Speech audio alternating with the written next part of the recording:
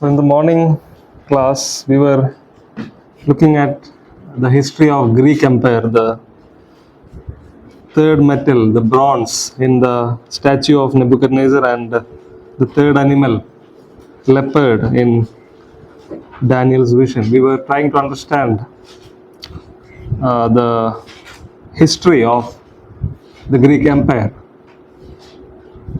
So in between, I just want to tell one more thing. There is another interpretation for this vision, uh, which is made by modern scholars. The interpretation which I am teaching you is traditional, means जो अर्थ मैंने इस विशंस का जो मैं अभी बता रहा हूँ, दूसरा चैप्टर और 7th चैप्टर, इसका मतलब ये नहीं है, इसका अर्थ सिर्फ जो मैं बोल रहा हूँ वही है. इसके बारे में और भी अलग अलग विचारधारा है, और भी अलग अलग व्याख्या है. तो मैं सोचा सिर्फ एक अर्थ, एक व्याख्या के बारे में अभी बताऊंगा, क्योंकि आप बीटीएच क्लास का है, नया नया स्टूडेंट्स भी है इसके बीच में, तो बहुत सारा व्यूज देने में मैंने सोचा नहीं देना. तो हायर क्लासेस में आप अब आगे बढ़ते समय, हायर क्लासेस में आते समय, अगर जब आप लोग एमडीयू में जाते समय और भी बहुत क्रिटिकल व्यूज पढ़ेंगे. नए नए स्कॉलर्स बहुत अलग अलग प्रकार का मीनिंग लेके आए. There are so many views on this, so many different views and different meanings given to this vision by different scholars. So I thought I'll just give the traditional view, which is traditionally believed. पुराने समय से जैसे इसको व्याख्या करते आया है, उन चीज़ों को मैं बताऊंगा करके मैंने सोचा, क्योंकि नए स्टूडेंट्स भी है, ज़्यादा हार्ड थियरीज में देंगे तो वो भी थोड़ा दिक्कत आ जाएगा. इसलिए मैं जो ट्रेडिशनल व्यू आपको दे रहा हूँ, जब आप लोग हायर स्टडीज़ के लिए जाएंगे या थोड़ा और गहराई में आप लोग, अगर बाद में मुझे मौका मिलेंगे तो थोड़ा और गहराई में मैं अलग अलग व्यूज़ भी आपके साथ बांटूंगा. फिर आपका मर्जी है इसमें से कौन सा चुनना है. अलग अलग प्रकार का विचारधारा है, अलग अलग प्रकार का सोच है, पर बाद में आप ये देखकर एक एक व्यूज को, एक एक विचारधारा को स्टडी करते हुए आप फिर चुन सकते हो कौन सा मतलब आपको आपके हिसाब से सही है. तो सिर्फ मैं अभी ट्रेडिशनल व्यू सिखा रहा हूँ. सो एक व्यू ऐसा है, some modern scholars tell the meaning of this visions as the first golden head is Babylon, the silver arm and chest is Persia, that is Media, and bronze is Persia. So they are making it two different nations, but we study it as one. Medo-Persia is one empire for us, but some modern scholars say silver arm and chest is Media, bronze is Persia, and iron is Greek Empire. For them, the vision is only till Greek Empire. The fourth empire, the Roman Empire, is not at all included in the meaning. Hope you understood. So according to the vision of Daniel in chapter 7, the lion is Babylon, the second one is bear is Media, leopard is Persia. What I am teaching now is leopard is Greek. So what I am teaching is a traditional view, the traditional belief of the church and the traditional scholars, what they teach. There are a lot of other views also, which I think it may not be good for you to study at this phase. I will discuss it later when the class ends. I will talk about that also. So according to the modern scholars, the lion is Babylon, then the bear is Media, leopard is Persia, and the fourth, the terrifying monster animal, that is Greek. The reason I will tell, when we discuss this note, you will understand why that scholars are telling like the monster animal is the Greek kingdom. So for them, for the modern scholars, the meaning is only till Greek. It's not about Rome. So they don't discuss about Rome. So there are different meanings, different views. So at this phase, it is good to stick to the traditional view. इस level पर जो traditional view पहले सीखना अच्छा है, फिर बाद में आप गहराई में जा सकते हैं। अगर मुझे इस सब्जेक्ट खत्म करने के बाद कुछ फ्री टाइम, कुछ फ्री क्लासेस है, तो अलग अलग बातों को भी थोड़ा थोड़ा मैं अलग अलग व्यूज के बारे में भी मैं थोड़ा थोड़ा करके बताऊंगा, ठीक है। So the Jews under Seleucid rule, so we were discussing about the Greek empire. So who was the greatest king in the Greek empire? Alexander the Great. The empire was the who unified the empire, who started this unification of empire. Unification means छोटे छोटे देशों को एक करके बड़ा, हाँ, Philip to, ये Alexander का जो पिता फिलिप टू ने शुरू किया था ये एम्पायर को बनाने में। It was the Philip two who began to build this empire. Then he died after 2 years after forming the empire. Then Alexander came in power. Alexander, within 10 years, he totally defeated and destroyed the Persian Empire, and he took control of the whole ancient West Asia. The map which I showed, all those areas became under him. And after that, he only lived for 32. At the age of 32, he passed away, and he did not have any heirs. Heirs means बच्चे नहीं थे, संतान नहीं थे, वारिस नहीं थे. So there was nobody to sit on his throne. So his commanders, the commanders of his army division started fighting each other to gain control over different places. उनका जो आर्मी का जो जनरल्स है, कमांडर्स है, आपस में लड़ने लगा अलेक्जेंडर का मरने के बाद। उनका जितना भी राज है, देश है, उसका कब्जा करने के लिए। तो उस समय अलेक्जेंडर के मरने के बाद मैंने बोला 5 सेंडर्स थे। क्या है वो 5 सेंडर्स? एक मैसेडोनिया था, मेन जो अधिकार का, centres of authority, centres of power, there were mainly 5. There were others also, but there is 5 main centres of authority. Macedonia was there, Thrace was there, Asia Minor along with Phoenicia. Then 4th one was Egypt along with Palestine. 5th one was Babylon. There were 5 centers of power during the after the death of Alexander, and these commanders were fighting each other. And in between these fights, each commander started conquering each places. So who was ruling in Egypt? Ptolemy was ruling in Egypt, and Palestine was initially at the first time Palestine was under the rule of Ptolemy. तो Egypt, Alexander के बाद Egypt कौन rule कर रहे थे? टोलमी जो commander था, वो फिर राजा बना इजिप्ट का। फिर तो इजिप्ट के अधीन में था या टोलमी के अधीन में था कौन? जूइश लोग। फलस्तीन टोलमी के अधीन में था, कुछ 100 या 120 साल के लिए टोलमी का अधीन में था। बाद में क्या हुआ? बाबिलोन में कौन रूल कर रहा था? सेलूकस करके राजा, जो कमांडर रूल कर रहा था। सेलूकस ने क्या किया? बाकी सारे जो पावर सेंटर्स को उसने कब्जा किया। बाबिलोन हो गया, एशिया माइनर हो गया, मैसेडोनिया हो गया, और कौन सा रह गया? थ्रेस हो गया। वो सारे किसके अधीन में आ गया था? सेलूकस का। I think it is in 298, right? What is in notes?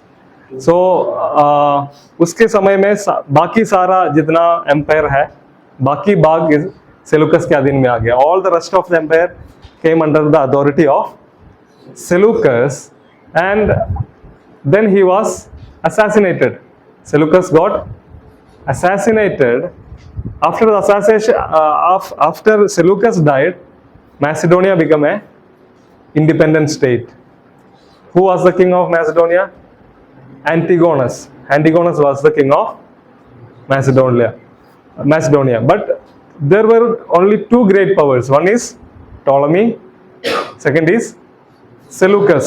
So all the kings who came after Ptolemy, they were called Ptolemies. And all the kings who came in the line of Seleucus, in the generation of the kings who came after Seleucus, they were called as Seleucids. That's why I gave this heading, Jews under Seleucid rule. Seleucid rule means जितने भी सेलूकस के बाद राजाएं आए, उनको सबको मिलाकर क्या बोलते हैं? सेलूसिड्स।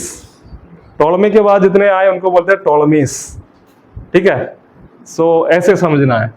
सो उसके बाद अलेक्जेंडर के बाद 2 ग्रेट पावर्स थे, वो कौन था? एक टॉलमी था जो इजिप्ट को राज कर रहे थे, फलस्तीन भी उनके अधीन में था। दूसरा था सेलूकस, और उनके पीछे जो राजा आया। तो ये दो है ग्रेट पावर्स, टॉलमीज और सेलूसिड्स। सेलूसिड्स ज्यादा पावरफुल थे, उनके पास ज्यादा एरिया थे। 198 में क्या हो गया? 198 में क्या हो गया? सेलूसिड किंग क्या किया? फलस्तीन को क्या किया? फलस्तीन को जीत किया। फलस्तीन किसके अधीन में था? टॉलमीज के अधीन में था। पर 198 बीसी में ये सेलूसिड किंग आकर क्या किया? फलस्तीन को सेलूसिड के वश में कर दिया। तो वो कौन सा राजा था?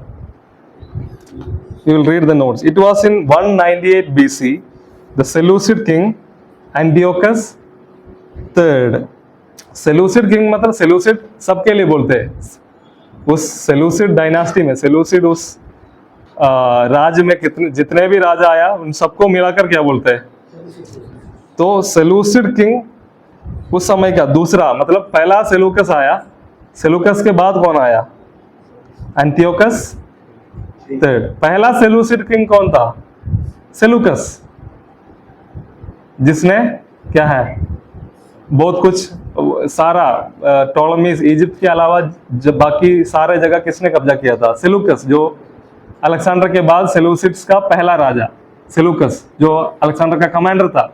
सेलूकस मरने के बाद एंटियोकस III आ गया। एंटियोकस III कब से कब तक रूल कर रहा था? 223 से लेकर 187 तक। तो एंटियोकस III ने क्या किया? 198 बीसी में फलस्तीन को टॉलमीज के हाथ से ले लिया। It was Antiochus III, the second king of Seleucids. He in 198 he captured Palestine from the hands of Ptolemies. It was in 198 BC the Seleucid king Antiochus III took control of Palestine by defeating the Ptolemies. Ptolemies को हराते हुए Palestine को कब्जा कर लिया। Jews were very happy during the initial years of Seleucid rule because for the first 3 years Jews were not asked to pay any taxes and afterwards small taxes were imposed. यहूदी लोग जब सेलूसिड king Antiochus III ने जब यहूदियों को सेलूसिड के वश में कर दिया, पहले यहूदी लोग क्या थे? बहुत खुश थे। टॉलमीज के अधीन में भी उनको बहुत शांति से रहने के लिए अवसर मिला था, कोई प्रॉब्लम नहीं था टॉलमीज के साथ।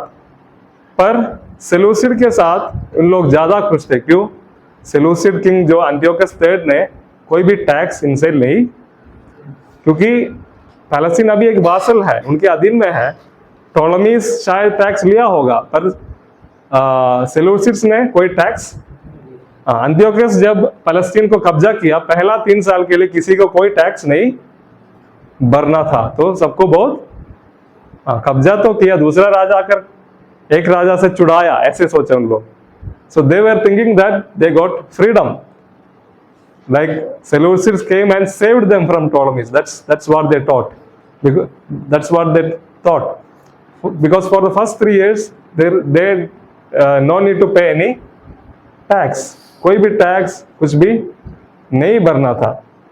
पर बाद में धीरे धीरे वो टैक्स उनके ऊपर, छोटा टैक्स उसके ऊपर लगाया था। फिर आगे क्या हुआ? और इसलिए और इन लोग पूछते हैं, ये अलग अलग बातों के लिए, जो पैलेस्टीन का डेवलपमेंट के लिए अलग अलग बातों में एंटियोकस III हेल्प, टैक्स भी नहीं लिया, बहुत बातों में उनको हेल्प भी कर रहे थे। एक एग्जाम्पल इधर बताया गया है, वो मंदिर का कोई रिपेयर, यरूशलेम मंदिर में जो भी मेंटेनेंस वर्क करना है, अगर कुछ रिपेयरिंग वर्क आ गया, उन सारे बातों के लिए फिनेंशियल हेल्प कौन करते थे? एंटियोकस III जो सेलूसिड किंग था वो करते थे। फिर बाद में ऐसा एक समय आ गया, रोमी लोग, रोमन किंग आकर इनको, किसको? एंटियोकस III के साथ युद्ध करने लगा। उस युद्ध में बहुत कुछ नुकसान हुआ। रोम उस समय में था, पर एक एम्पायर में रूप में शायद नहीं हुआ। रोम के राजा एंटियोकस III के साथ युद्ध कर रहे थे। उन युद्धों में बहुत कुछ नुकसान हुआ। तब क्या हुआ, उनको पैसा कहीं ना कहीं से मिलना है, इसलिए यहूदी लोग से और लोगों से बहुत ज्यादा टैक्स, तो पहले कोई टैक्स नहीं था, पर युद्धों में जब नुकसान होने लगा यहूदी लोग से और अन्य लोगों से बहुत ज्यादा टैक्स भरने लगा। अगर हमारे देश में भी कैसा है, इंडियन गवर्नमेंट को कोई पैसा का कमी है तो क्या करते हैं, पेट्रोल का दाम मतलब टैक्स बढ़ाते हैं, हमारे हाथ में से ही जाना है खर्चा सारा। तो ऐसे वो सिस्टम चल रहे थे। एंटियोकस III के बाद अगला कौन था, सेलूसिड किंग, सेलूकस IV। तो पहला सेलूसिड किंग था सेलूकस, दूसरा था एंटियोकस III, तीसरा सेलूसिड किंग था सेलूकस IV। सेलूकस IV कब से लेकर राज कर रहे हैं, 187 से लेकर 175 तक।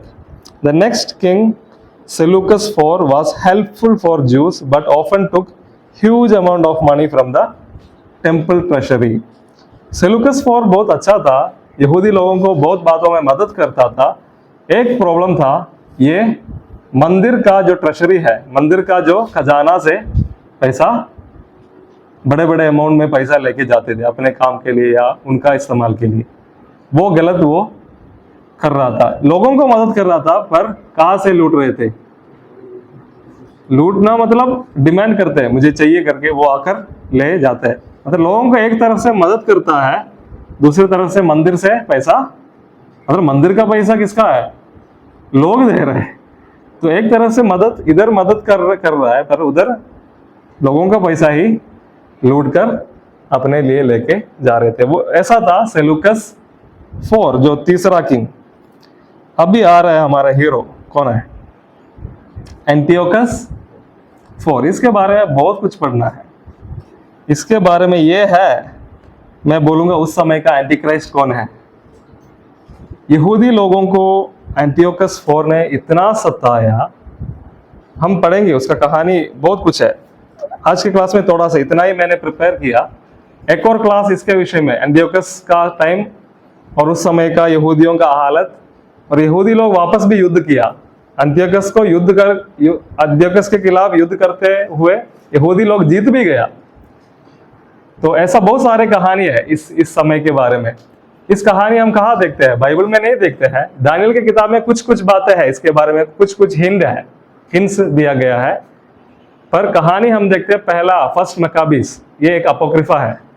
अपोक्रिफा क्या है, जो एक्स्ट्रा बुक्स बाइबल के बाहर, पुराना नियम के बाहर कुछ एक्स्ट्रा बुक्स है जो इंटरटेस्टामेंटल पीरियड में लिखा गया है। इंटरटेस्टामेंटल पीरियड का कहानी है।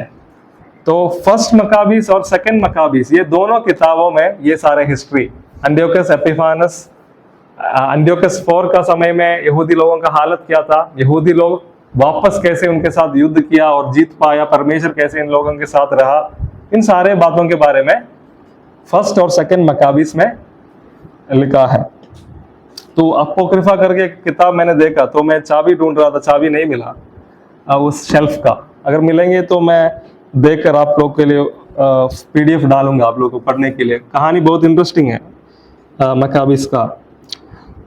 So the next king which is the fourth king, the name of fourth Seleucid king is Antiochus IV। जो सेलूसिड्स का चौथा, जो फोर्थ किंग का नाम है एंटियोकस IV। उसका राज का कौन सा ईयर से था, 175 से लेकर 163 तक। Antiochus IV was a wicked king, मतलब बहुत दुष्ट राजा था। And he oppressed and persecuted the Jews in many ways. वो अलग अलग रीति से यहूदी लोगों को दबाव में रखा और बहुत सताया अलग अलग तरीके से। He took the title Epiphanes for himself. उसका एक दूसरा नाम भी था, जो अपने आप वो खुद को क्या बुला रहे थे, एपिफानस। एपिफानस का मतलब क्या है, ब्रैकेट में मैंने दिया, the bodily appearance of God. वो खुद के बारे में क्या बोलते थे, हमें परमेश्वर का, मतलब परमेश्वर इंसान के रूप में धरती पर आया हो, वो है मैं। जैसे यीशु मसीह के बारे में हम बोलते हैं ना, परमेश्वर का क्या बोलते हैं, एक शब्द इस्तेमाल करते हैं ना हिंदी में, देदार हुआ, क्या है? हाँ, देदार, देदार होना है। अवतार, अवतार भी बोल सकते हैं, अवतार एक अलग हिंदू कॉन्सेप्ट है, अवतार भी बोल सकते हैं। वो खुद के अपने बारे में सोचा परमेश्वर का अवतार, या परमेश्वर जो है वो कैसे आया, इंसान के रूप में आया, वो खुद है करके वो बताया। तो एपिफानस जो नाम है, ग्रीक नेम है, उसका मतलब क्या है? God appeared in bodily form. परमेश्वर हाँ देह रूप में प्रकट हुआ है। तो ये पागल आदमी, ये बहुत पागल आदमी था। पागल मतलब इतना दुष्ट भी था। जो कुछ उसने किया है वो क्या है, जो व्यक्ति, जो सही दिमाग जिसको होगा ऐसा व्यक्ति नहीं करते। ऐसे बहुत कार्य कौन किया है? एपिफानस, या एंटियोकस फॉर एपिफानस बोलते हैं हिस्ट्री में इसको। एपिफानस वो खुद लिया वो नाम, उसका असली नाम एंटियोकस फॉर है। तो बहुत इतिहास लिखने वाले बहुत लोग इसको क्या बुलाते हैं, नोट्स में मैंने नहीं लिखा है, एपिमैनस बुलाता है। ये खुद को एपिफानस बुलाया, जो परमेश्वर का देदार हुआ जो रूप है या अवतार है। पर इतिहास जो पढ़ने वाले कुछ वैज्ञानिक लोग इसको क्या बुलाया? एपिमैनस। एपिमैनस मतलब पागल, मतलब पागल का रूप। एपिमैनस, मैड जो बोलते हैं ना, मैड, एपिमैनस ये पागल है करके। तो ये एपिफानस नहीं है, एपिमैनस करके कुछ लोग ऐसे मजाक में इसका कहानी देखते हुए या इतिहास देखते हुए बोलते हैं। अभी उसके समय में क्या हो रहा था ड्यूरिंग हिज टाइम, अभी मैं पहले कहानी बोलकर फिर हम नोट्स में आएंगे, तब आपको ज्यादा समझ में आएगा। एपिफानस, एंटियोकस एपिफानस के समय में क्या हो रहा था, मैंने पहले बोला ये ग्रीक्स जब रूल कर रहा था, यहूदी लोगों का नेता कौन था? High priest. हाई प्रीस्ट होता है उनका अधिकारी, पर वो ऊपर जो राजाओं को जवाब देना पड़ता है। तो हाई प्रीस्ट को कोई, किसी को भी जाकर हाई प्रीस्ट नहीं बन सकते। हमको पता है लेवी नियम है उसके लिए, वो पीढ़ी पीढ़ी से आता है। पहला याजक कौन था इस्राएल का? आरून था। आरून के बाद आरून का बेटा आएगा। बेटे लोग सारे याजक होता है, पर उसमें से एक होगा महायाजक, जो प्रधान याजक होता है। जैसे सारे याजकों का ऊपर एक चीफ प्रीस्ट होता है, चीफ हाई प्रीस्ट होता है। तो वो कोई एक ही हो सकता है, वो परमेश्वर चुनना होता है। तो वो पीढ़ी पीढ़ी से आता है, कोई भी जाकर हाई प्रीस्ट नहीं बन सकता, उसके लिए अलग अलग नियम है। पर एंटियोकस एपिफानस 4 के टाइम में क्या हो रहा था, यहूदी लोगों का परंपरा के अनुसार हाई प्रीस्ट नहीं चुना गया, मतलब एक पीढ़ी के बाद दूसरा पीढ़ी, ऐसा नहीं। कौन ज्यादा पैसा देगा एपिफानस को, उसको क्या करेगा? हाई प्रीस्ट बनाएगा। तो ये एपिफानस ने शुरू किया ये बात। अगर ये याजकों के बीच में से कौन, उसको पीढ़ी नहीं देखते, कोई लॉ कोई नियम नहीं दे, उसको क्या चाहिए? हाँ, कौन ज्यादा रिश्वत देते हैं उनको हाई प्रीस्ट बनाने के लिए, कौन ज्यादा रिश्वत देते हैं और हाई प्रीस्ट बनने के बाद मंदिर का पैसा भी उनको देते हैं, ऐसे लोगों को क्या बनाता है? हाई प्रीस्ट बनाता है। तो एक व्यक्ति आकर अगर ज्यादा पैसा दिया उसको पकड़कर, हाँ, उसके बाद दूसरा व्यक्ति आकर उससे भी ज्यादा दिया, पहले को हटाकर, क्योंकि सवाल नहीं कर सकते हैं, सम्राट है, वो भी पागल सम्राट है इसलिए कोई पूछने के लिए नहीं था। तो ऐसे बहुत अलग अलग महायाजक लोग किसके टाइम में था? एंटियोकस एपिफानस के राज में हाई प्रीस्ट बना, क्योंकि पैसा देकर। तो फिर पैसा, सिर्फ इतना नहीं पैसा देना, ग्रीक कल्चर भी उन लोग क्या कर रहे थे, ग्रीक कल्चर को भी ये हाई प्रीस्ट लोग सपोर्ट करना था, या सपोर्ट कर रहे थे, क्योंकि एंटियोकस को खुश करना है। क्योंकि एंटियोकस एपिफानस क्या कर रहे थे, ग्रीक संस्कृति अपने सारे जो किंगडम में, राज में फैला रहे थे। क्योंकि उसने सोचा उनके अधीन में जितने भी देश के लोग हैं, जब ये सारे लोग ग्रीक कल्चर में आएंगे तो एकता होगा। So he thought that all the kingdoms, kings and countries under his rule, if everyone adopt Greek culture, the empire will be united.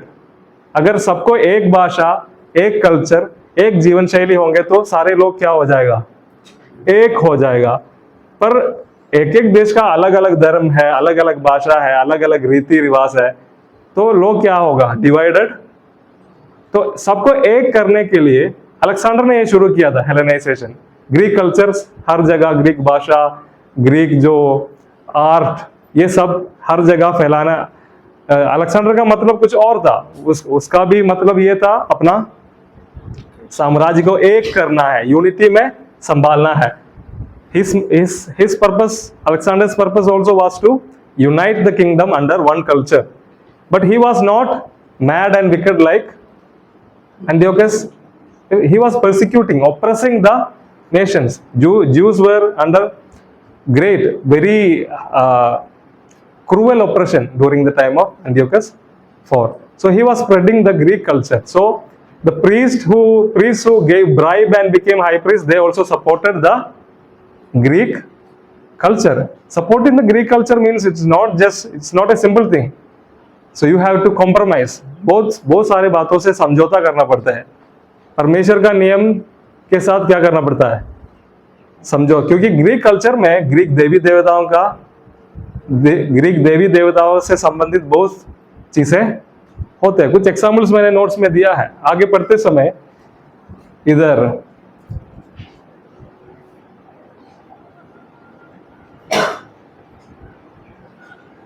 he imposed Greek culture on Jews. He hoped that if Jews were forced to adapt Greek culture, they would come to support the Greek group. मतलब अगर Jewish लोग Greek culture को adopt करेंगे, अपनाएंगे, तो Jewish लोग भी Greek empire के साथ अच्छा से जुड़कर रहेगा करके आशा किया। Many of the priests in his time joined in Greek sports which were related to Greek god Hercules living temple duties. उस समय का सबसे बड़ा एक प्रॉब्लम यह हुआ, बहुत सारे याजक लोग क्या किया, अपना मंदिर का ड्यूटी छोड़कर क्या करने लगा, ग्रीक कल्चर का एक भाग है, ग्रीक का अपना स्पोर्ट्स थे। ग्रीक जो स्पोर्ट्स सिस्टम, जो स्टेडियम में जाकर खेल देखना, ये सब कहाँ से आया, ग्रीक कल्चर से। जिम्नेशियम कहाँ से आया, Greek culture से। So all these sports like athletics and all came from Greek. So there were stadiums for sports. People used to come and watch these sports for entertainment. All this culture came from, it was all these things were from ancient period. But this as a culture spreaded from Greeks. Gymnasium came from Greek. Athletics came from Greek. This wrestling, boxing, all these things, it's not a boxing, another kind of wrestling in those days, it all came from Greeks. So याजक लोग ने क्या किया, याजक लोग के लिए नियम है मंदिर में ड्यूटी करने का, उनका कपड़ा पहनने का एक नियम है, जिंदगी बिताने का, खाने का, पीने का, हर एक बातों के लिए नियम है याजकों का। There is law for the Levites, the priests, in everything, for food, for dressing, the way of life, the prayer, sacrifices, the duty in the temple. They have a lot of rules to follow. But in this period, what happened? Lot of priests resigned their priestly profession, or they took leave from the priestly profession and they joined sports. They went to partake in athletics. They went to partake in lot of other things. But the problem is, it is not about running or sports and all. This sports is related to which god? The Greek god Hercules. Hercules के बारे में सुना है? Yeah, Hercules is a Greek god of strength and power. So all these sports even is in some way related to the worship of Greek god Hercules. You can Google who is Hercules. You'll get a lot of. He's a mythical figure. जैसे हमारे भारत में भी बहुत सारे कहानियां हैं देवी देवताओं के बारे में, मिथ्स बोलते हैं, ऐतिहासिक कहानी जो है, क्या बोलते हैं मिथ्स को हिंदी में, क्या बोलते हैं मिथ, अखवा बोलते हैं, पता नहीं, जो शायद रियल में नहीं है, अफवाह। हाँ, तो ऐसे बहुत सारे कहानी ग्रीक्स में थे, ग्रीक मिथोलॉजी बोलते हैं उसका। उसमें से एक गॉड है, ग्रीक गॉड है हेरकुलिस। तो हेरकुलिस स्पोर्ट्स मतलब शक्ति और ताकत का गॉड है ग्रीक्स के लिए। तो जो स्पोर्ट्स जो कुछ होते थे, या दौड़ हो या रनिंग रेस हो, एथलेटिक्स हो, रेसलिंग हो, जो कुछ किसका आराधना में कंडक्ट करते थे? हेरकुलिस का। इसका वर्शिप मतलब जो कोई स्पोर्ट्स में पार्टिसिपेट करते उसके लिए आ रहे हैं, वो किस चीज का भाग है? हेरकुलिस का आराधना का एक भाग है ग्रीक स्पोर्ट्स। तो मंदिर के याजक लोग जाकर स्पोर्ट्स में पार्टिसिपेट करने का मतलब क्या है? हेरकुलिस का आराधना में, या हेरकुलिस का उस हेरकुलिस को क्या है, इन लोग स्तुति कर रहे हैं ये स्पोर्ट्स में पार्टिसिपेट करने के द्वारा। तो याजक लोग भी क्या करने लगा उसमें जाकर। और in Greek culture when you go for athletics, कैसे you only will wear inner clothes, inner wears. जैसे हम आजकल ओलंपिक्स में देखते हैं, दौड़ने के लिए, कोई भी स्पोर्ट्स करने के लिए क्या करते हैं? सबसे कम कपड़ा पहना होता है, तभी सही से कर पाएगा, सही से दौड़ पाएगा, सही से जो कुछ स्पोर्ट्स आइटम्स हम पार्टिसिपेट करते हैं, सबसे कम कपड़ा, विशेषकर जो लोग दौड़ते हैं, एथलेटिक्स आइटम्स, एथलेटिक स्पोर्ट्स में पार्टिसिपेट करते हैं, बहुत कम कपड़ा डालते हैं। वो सब कहां से आया? वो पहनना जरूरी है स्पोर्ट्स के हिसाब से, वो अलग बात है, पर ये सब क्या है? ग्रीक कल्चर से आया। और महायाजक लोग, जो पूरा लंबा कपड़ा पहनने वाले लोग, ऐसे कम कपड़ों में जाकर स्पोर्ट्स खेलना, वो भी हेरकुलिस का आराधना चल रहे उधर, या हेरकुलिस से संबंधित बातें हो रहा है उधर, उसमें जाके जुड़ना बहुत गलत था। पर बहुत याजक लोग उस समय में ऐसे जा रहे थे। आजकल के याजक लोग कैसे? आजकल के याजक लोग कौन है?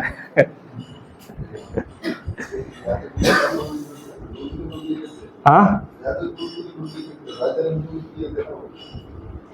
नहीं, हाईप्रीस्ट को नियुक्त करता है। हाईप्रीस्ट हारून के पीढ़ी से होना चाहिए। याजक तो लेवी जो गोत्र के सारे लोग कौन है? सारे लोग नहीं, आरून के परिवार में जितने लोग हैं वो सारे याजक हैं, पर उनमें से एक होगा महायाजक, उसको है अधिकार।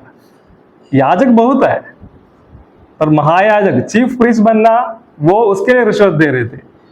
तो बाकी सारे जो प्रीस्ट लोग के बारे में, या बहुत सारे प्रीस्ट लोग के बारे में, उन लोग ग्रीक कल्चर को शायद इसको प्रसन्न करने के लिए होगा, और उन लोग पसंद भी किया होगा, तो ग्रीक कल्चर अपनाया, उसके पीछे चले गए। Lot of priest at that time they adopted Greek culture, maybe because they wanted to please Antiochus and they liked it also, maybe थक गया होगा ये पवित्रता के पीछे। कई लोग बोलते क्या फायदा है ये सब करके। तो परमेश्वर का नियम को तोड़ दिया उन लोग, परमेश्वर के लोगों का भरोसा को भी बहुत लोग तोड़ दिया। Many things that we do in our culture, we say there is no problem in watching several movies. I am not telling that if you watch movie you will go to hell. There are good movies also, but don't be addicted to all these movies, social media, reels, culture, all these things. If you are an addict to it, we won't be able to serve God in the right way. There are a lot of things which are related to this world. World is going in a different way with different goal, and if we are also becoming like this world, we won't be able to serve the Lord in the way told by the Lord. हम अपना मर्जी से परमेश्वर का सेवा करना है, तो परमेश्वर जैसे बताते हैं वैसा करना है। So that time the priests, they liked Greek culture. मजा आता है, हम बोलते हैं ना, मजा आता है। प्रीस्ट लोगों को कोई मजा नहीं था अभी तक। क्या है, मंदिर में जाना है, अभी मजा आ रहा है इन लोगों को। क्या करते समय, स्टेडियम में जाना, स्पोर्ट्स खेलना, तो ये सब उधर हो रहे थे। लोगों को भरोसा को भी तोड़ दिया। अभी याजक लोग ये स्टेडियम में जाते समय, याजक लोग ग्रीक कल्चर फॉलो करते समय, लोग भी क्या करेंगे? याजक लोग नेता, उनको अगुए लोग हैं, याजक लोग को देखकर बाकी लोग कर रहे हैं. So these priestly people were models to people, Jewish people. When the priestly class is following the Lord faithfully, people also will follow the Lord. But if the priestly class is going to follow Greek gods and Greek culture, people also will go astray. People also will do wrong things. So that is the problem. तो Greek sports में जाने लगा. The priest started going to participate in Greek sports which is related to the worship of Hercules, and some people directly went and joined in pagan worship. There were some priests who directly went and participated in Gentile festivals, Gentile offerings and worship. So this was the culture, this was the story of Antiochus Epiphanes, the story of the priest. And the next paragraph, last paragraph. The troubles of Jews increased when Antiochus was returning from a war with Egypt. एक समय ऐसा हुआ, Antiochus बहुत बार Egypt के साथ युद्ध किया. Egypt एक बड़ा पावर है. इजिप्ट में कौन राज कर रहे हैं? सोलोमन? क्या? टोलमीस? मैंने बोला ये सर्वे की ओर चलेगी, उल्टा पड़ी है. सोलोमन कब जी रहे थे? 10th सेंचुरी बीसी में. ये कहाँ पहुंच गए हम? 2nd सेंचुरी में पहुंच गया. सोलोमन 10th सेंचुरी बीसी, हम कहाँ पहुंच गए? 2nd सेंचुरी बीसी में पहुंच गए. Ptolemies were ruling Egypt. So many times Antiochus Epiphanes was trying to defeat Egypt, but sometimes he failed also to defeat them. But this time when he went to fight with Ptolemies, he went with his army to Egypt. तो हम जब map देखते समय बाबिलोन कहाँ पड़ता है? कहीं इधर पड़ता है. इजिप्ट कहाँ पड़ता है? नीचे की ओर पड़ता है. तो इधर से अपना सेना को लेकर कहाँ से आना है? पैलेस्टीन से होकर आना है. I'll show the map.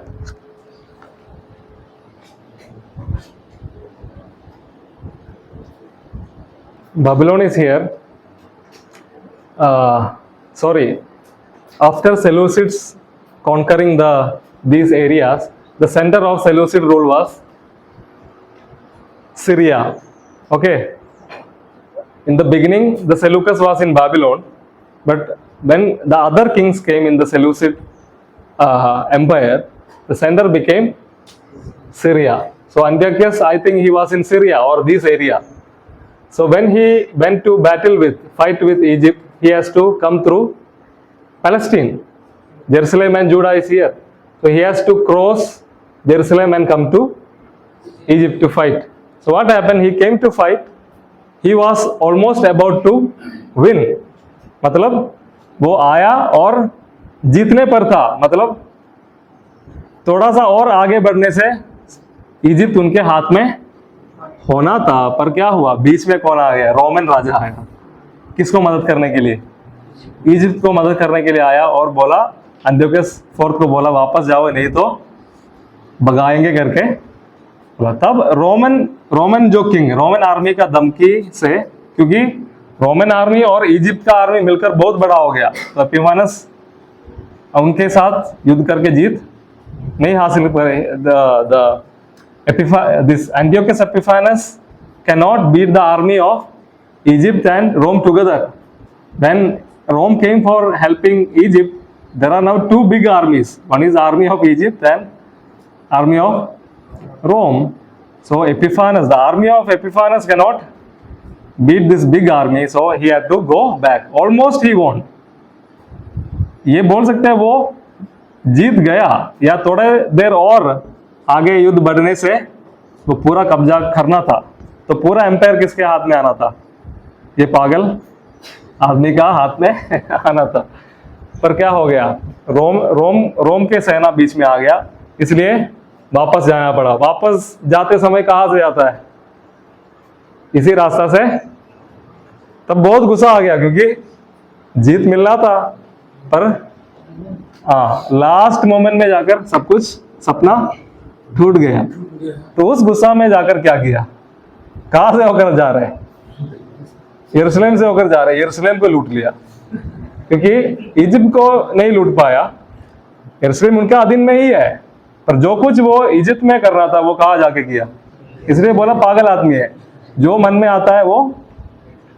तो गुस्सा, सब कुछ सारा गुस्सा कहाँ जाके निकाला हम भी करते हैं ना, कहीं और कुछ प्रॉब्लम हुआ होगा दूसरे लोग के ऊपर क्योंकि उनसे लड़ नहीं सकते तो क्या करेंगे, जो हमसे भी थोड़ा कमजोर है उनको जाकर थप्पड़ मारेंगे।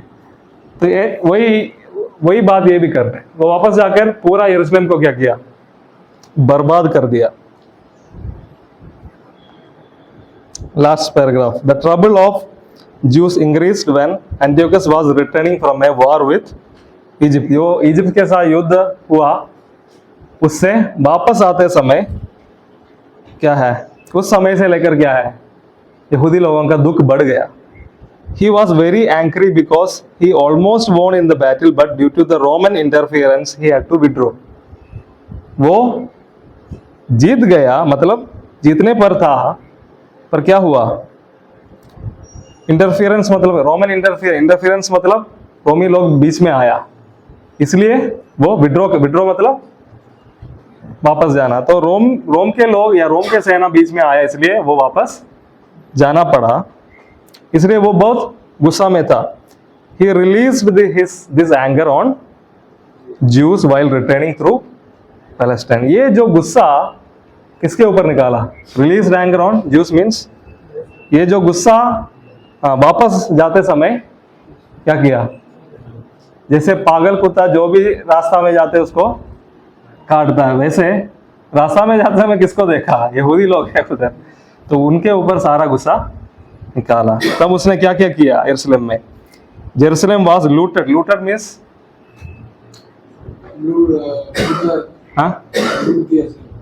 लूट लिया, हिंदी में भी लूट लिया, सही है। Jerusalem was looted and partially destroyed, आधा भाग को क्या किया, नाश कर दिया, बिल्कुल नाश कर दिया। दूसरा बात उसने क्या किया, he banned the Jewish worship and way of life. यहूदियों का आराधना को क्या किया, बैन किया। यहूदी लोग अपने तरीके से फलस्तीन में आराधना नहीं कर सकते करके क्या किया, नियम लेकर आया। यहूदी लोग अपना रीति रिवाज, अपना नियमों के अनुसार जिंदगी भी, सिर्फ आराधना नहीं, जीवन भी परमेश्वर का वजन का आधार पर जिंदगी नहीं जी सकता है।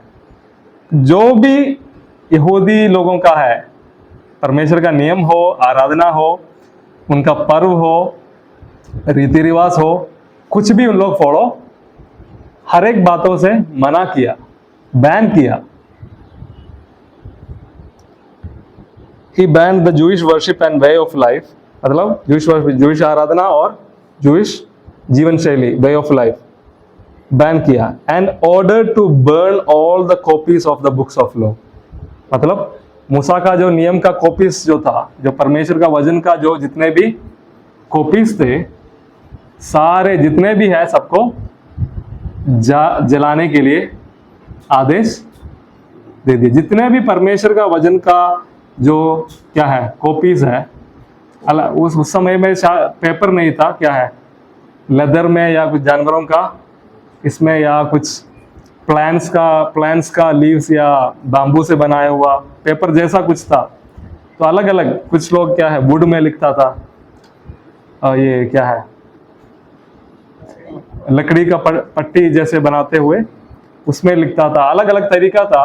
तो जो भी जितने भी कॉपीज है परमेश्वर का वचन का, वो सब कुछ जलाने के लिए आदेश दिया। और क्या क्या किया, All Jewish festivals and customs like circumcision was also banned। यहूदी लोगों का सारा पर्व क्या किया, बैन किया। कोई फेस्टिवल, चाहे फसह का पर्व हो या तंबुओं का पर्व हो, जो भी इनका पर्व है, कोई कुछ भी सेलिब्रेट नहीं कर सकते। They cannot celebrate any of their festivals, whether it be Passover or Festival of Tabernacles or any all the festivals were banned। Circumcision was ban. Circumcision क्या था, यही उन लोग यहूदी लोग है करके उसका चिन्ह था खतना करना, तो मूसा का नियम था, कोई भी जो बच्चे यहूदी लोगों का है 8वां दिन क्या करना है, खतना करना है। Circumcision was the sign of Jews being people of God। यहूदी लोग परमेश्वर का लोग है करके उसका एक निशाना या एक चिन्ह था खतना करना। उसको भी क्या किया, मतलब जड़ से लेकर इनका हर एक बातों को क्या कर रहा है, बैन कर रहा है, निकाल रहा है, क्योंकि इनको इनके ऊपर ग्रीक कल्चर इंपोज करे। So he is banning everything beginning from circumcision, everything was banned। And one more thing is written, and the punishment for breaking these laws was death penalty। कोई भी ये नियमों को तोड़ते हैं इसको, so if anyone is rebelling against king, कोई भी राजा से बलवा करते हुए राजा का नियमों को, इन नियमों को तोड़ते हैं उसको मार डाला जाएगा, इतना सताव। Then what did he do? अगला क्या किया इसने, पैगन अल्टर्स। पैगन मतलब अन्य जाति, जेंटाइल का अनदर वर्ड है pagan. Pagan altars were build across the land, मतलब पैगन अल्टर्स मतलब अन्य जाति, अन्य देवी देवताओं का आराधना के लिए जो वेदियां है, उसको बलि चढ़ाने के लिए वेदियों से बर दिया। कहाँ, फलस्तीन, यहूदा में क्या होना है, यरूशलेम में परमेश्वर का वेदी ही होना चाहिए, परमेश्वर के मंदिर ही होना चाहिए, उधर ही आराधना होना है। पर पूरा फलस्तीन में अलग अलग जगहों में अन्य जाति देवी देवताओं का मंदिर नहीं, वेदियों से और मूर्तियों से, मंदिर से बर दिया। कौन, एंटियोकस IV। और Jews were made to eat pork, Jews के लिए पोर्क खाना मना था मूसा के नियम के अनुसार, पर इसने क्या किया, खिलाया, जबरदस्ती खिलाया।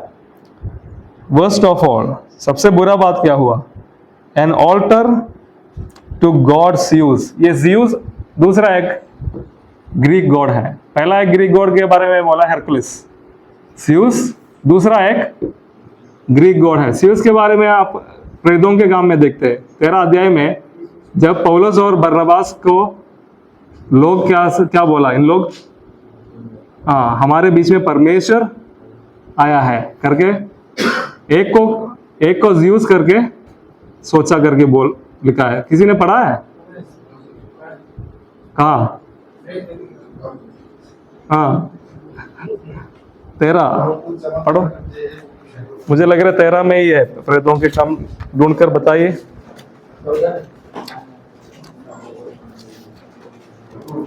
मेरे याद में तो 13 में, बताओ 14 में।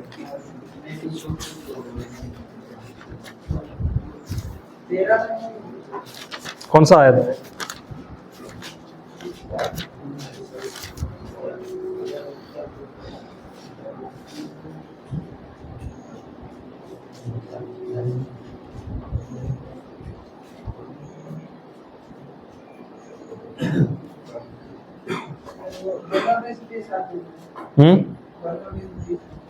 क्या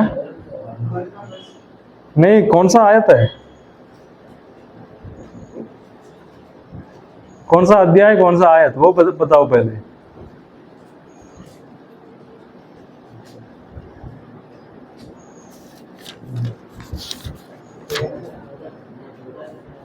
चौदह का पढ़ो।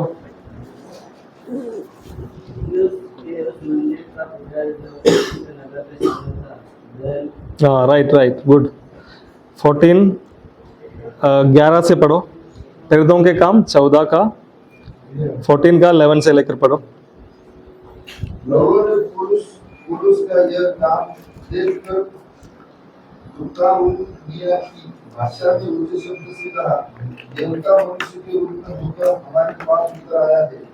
उन्होंने बरनबास को ज्यूस और पौलुस को हेरमेस कहा, क्योंकि वह बातें करने में मुख्य था।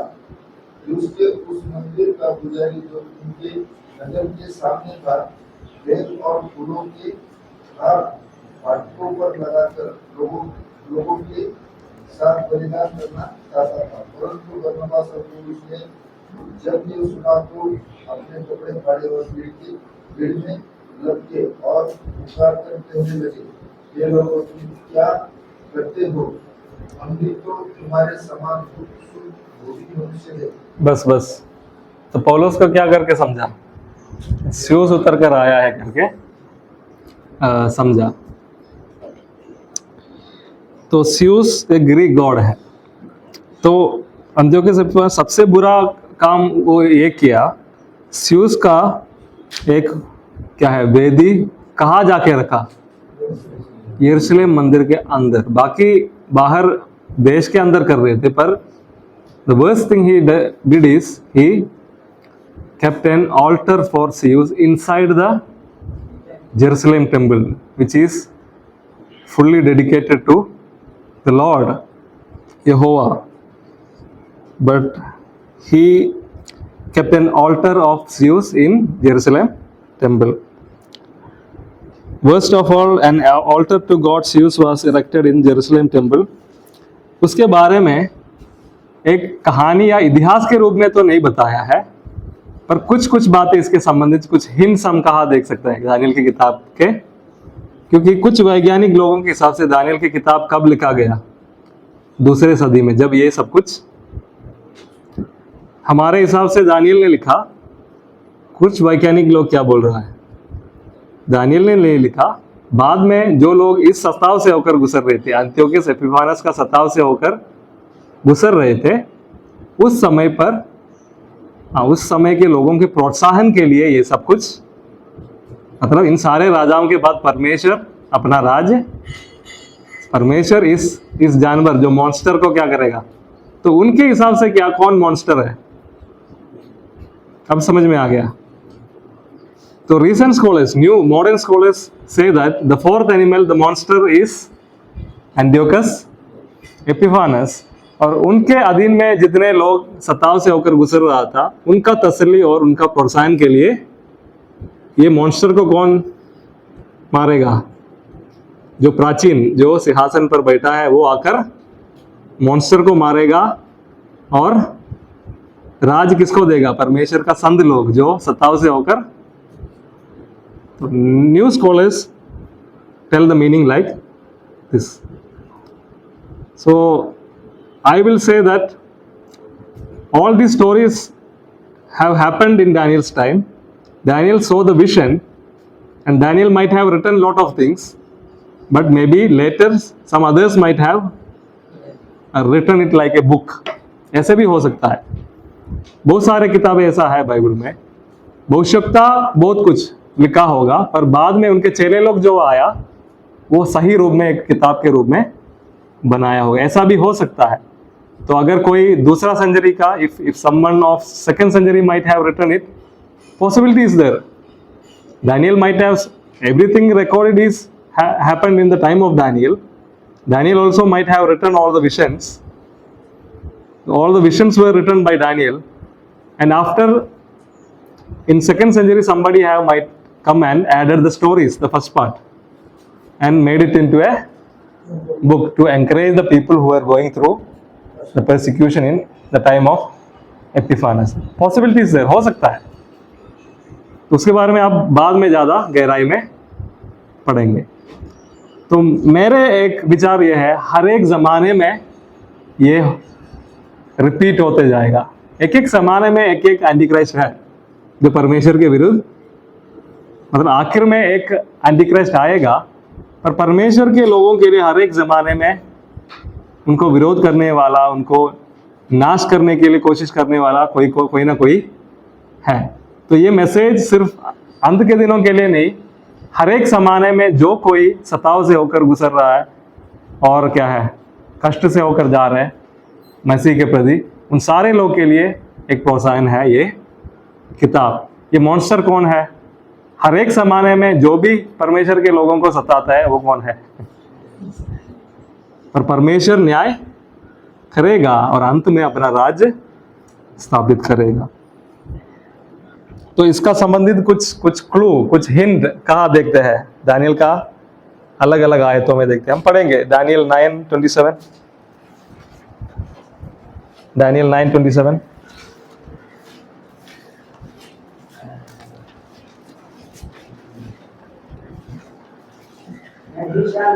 strong covenant with many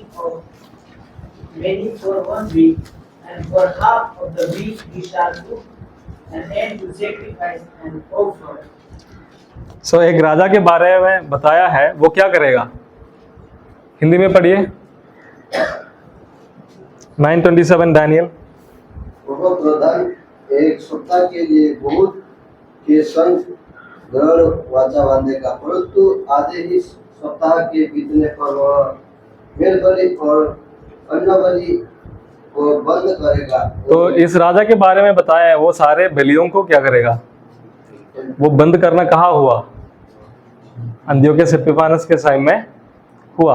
और आगे और कंगारे पर उड़ने वाली घृणित वस्तुएं दिखाई देगी, और निश्चित ही ठनी हुई बात के समाप्त होने तक परमेश्वर का क्रोध उड़ने वाले पर पड़ा रहेगा।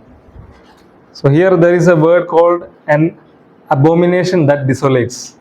मतलब ऐसा जो दुष्टता, ऐसा घृणित काम जो शून्य करता है, ऐसा घृणित काम जो शून्य करता है, मतलब परमेश्वर को जो बातें बिल्कुल सह नहीं सकता है, ऐसा कार्य वो होगा, उधर होगा। अबोमिनेशन मतलब घृणित बातें, दैट डिसोलेट्स मतलब ऐसा घृणित काम है जिसके कारण पूरा नाश होने वाला है। That is the abomination that desolates. वो कौन सा था? जब मकाबियों की किताब के अनुसार वो क्या था? मतलब मकाबियों की किताब आप लोग पढ़ा नहीं, पर मकाबियों की किताब के अनुसार ये जो घृणित कार्य क्या था? जब अंत्योखस एपिफानस उस सियुस का वेदी कहाँ जाके रखा? यरूशलेम के मंदिर के अंदर जब रखा, वो है सबसे घृणित काम जिसके कारण वो खुद नाश होने वाला है, जो अंत्योखस एपिफानस और उनका जो राज्य। This is the abomination that desolates, जो घृणित काम, जो क्या हिंदी में कैसा है इसका शब्द? घृणित वस्तुएं दिखाई देगी, जलने वाली। क्या है? उजाड़ने उजाड़ने वाले, घृणित जो वस्तु जो, हाँ। सो उसके ये इतना घृणित कार्य वो राजा करेगा, उससे अपना नाश बुला रहा है। डिसोलेशन जो उसको उसके ऊपर न्याय करने वाला है परमेश्वर। तो ये शायद अंत्योखस के बारे में, मतलब सीधे तौर पर नहीं, मैंने बोला ये चुप चुप कर लिखता है। 11:31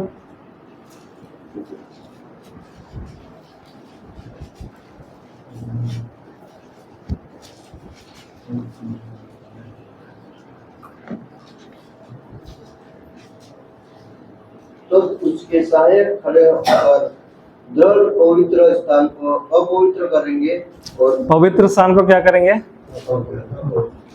और नित्य होमबलि को बंद करेंगे। वे उस घृणित वस्तु को खड़ा करेंगे जो उजाड़ कर देती है। तो इधर भी लिखा है उस घृणित वस्तु को स्थापित करेंगे, जो क्या है? एक और बार पढ़ो वो लाइन। उजाड़ कर देती। हाँ, पूरा उस लाइन पूरा पढ़ो। तो उसके सहायक खड़े होकर दृढ़ पवित्र स्थान को अपवित्र करेंगे, और नित्य होमबलि को बंद करेंगे। वे उस घृणित वस्तु को खड़ा करेंगे जो उजाड़ करा देती है। तो उजाड़ करा दे मतलब what all is written there? Who did this? Antiochus. In history, who did this? Antiochus, what he did, he made the holy things profane. Means पवित्र वस्तुओं को क्या किया उसने? अपवित्र किया। ये स्यूस का वेदी उधर जाके रखा, वो है ये जो उजाड़ करने वाला घृणित वस्तु। तो ये सब कौन किया हिस्ट्री में? Jewish हिस्ट्री में कौन किया? It is Antiochus Epiphanes IV who did all these things written in these verses in Jewish history in 2nd century. 12:11, verse 12:11.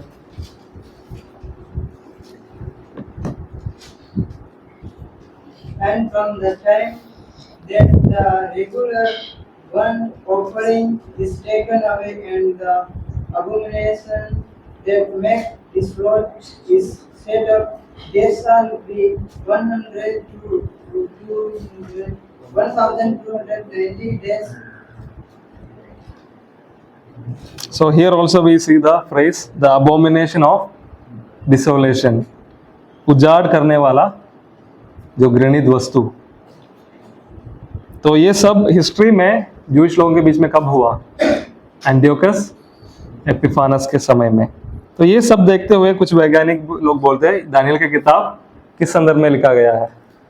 इस संदर्भ में लिखा गया है जो लोग सत्ताव से होकर गुजर रहा है उनका प्रोत्साहन के लिए। ओके, सो इतने में हम बंद करेंगे। बाकी कल मैं अभी अंत्योकस एपिफानस ने ये सब कुछ किया, तब जूइश लोग क्या किया है? जूइश यहूदी लोगों के बीच में परमेश्वर ऐसा एक छोटा एक झुंड को खड़ा किया। उन लोग क्या बोला? हम ग्रीक कल्चर फॉलो। ज्यादातर लोग क्या किया? ज्यादातर यहूदी लोग ग्रीक कल्चर फॉलो किया। The most of the Jewish people what they did, they adopted Greek culture. They liked and they went after the Greek culture. They lived a Greek lifestyle. But there were many, or a group of people that God separated. They told, we will not follow Greek culture. We will be only following the law of the Lord. There were different groups who resisted against Antiochus Epiphanes. ऐसा एक झुंड के नाम है मकाबीस। ये ऐसा एक group का नाम है जो एपिफानस के विरुद्ध खड़ा हुआ और युद्ध भी किया। ऐसा एक झुंड के नाम है मकाबीस। उनका कहानी है मकाबीस 1 और मकाबीस 2। तो उसके बारे में मैं कल बताऊंगा। Any doubts in this? जाके चाय पीना है, क्या डाउट है अभी? ये रोम साम्राज्य किस है? हाँ, रोम, हाँ, you can pause the video, हाँ।